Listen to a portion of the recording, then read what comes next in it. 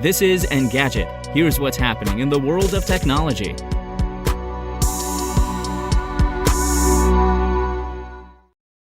It's Friday, February 24th.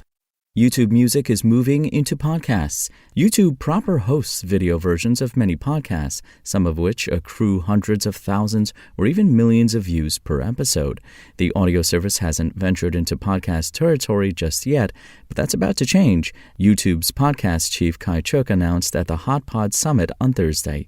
We will soon start to bring both audio and video-first podcasts to YouTube Music for users in the U.S., making podcasts more discoverable and accessible, with more regions to come, a YouTube spokesperson told Engadget. This will help make the podcasts that users already love on YouTube available in all the places they want to listen. Podcast creation tools are coming to YouTube Studio, and later this year, it'll be possible for creators to add audio podcasts to YouTube via RSS feeds.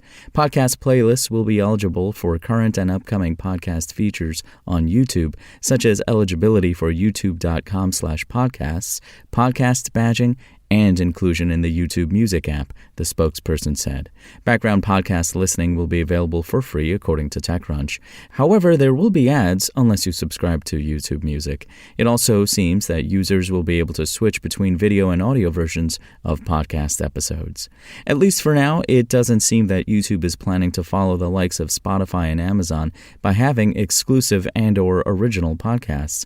Whether YouTube Music can make a dent in Spotify and Apple's share of the market remains to be seen, but by blending audio and video podcasts together and taking advantage of YouTube's enormous reach, it can certainly make a play for listeners' attention. And Spotify might not be done adding trendy technology to its streaming music service. The company has confirmed that it's testing a feature which requires owning an NFT, non-fungible token, to unlock certain playlists. The band Kingship is part of a pilot that also includes organizations like Fluff, Moonbirds, and Overlord.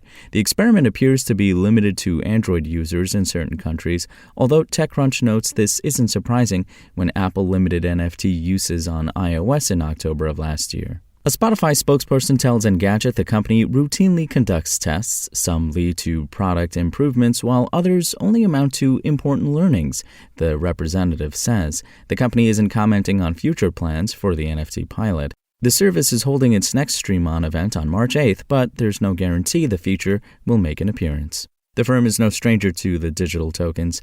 It tested NFT galleries on artists' pages last spring and was hiring people with a related technical experience.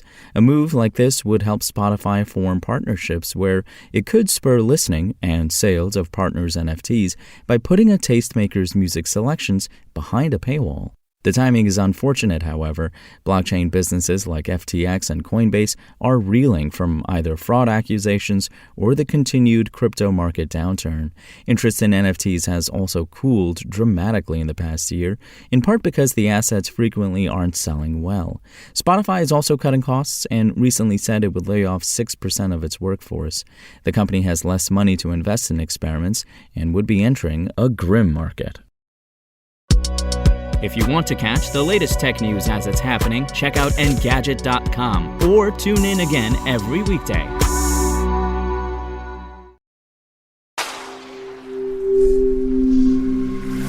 Spoken Layer.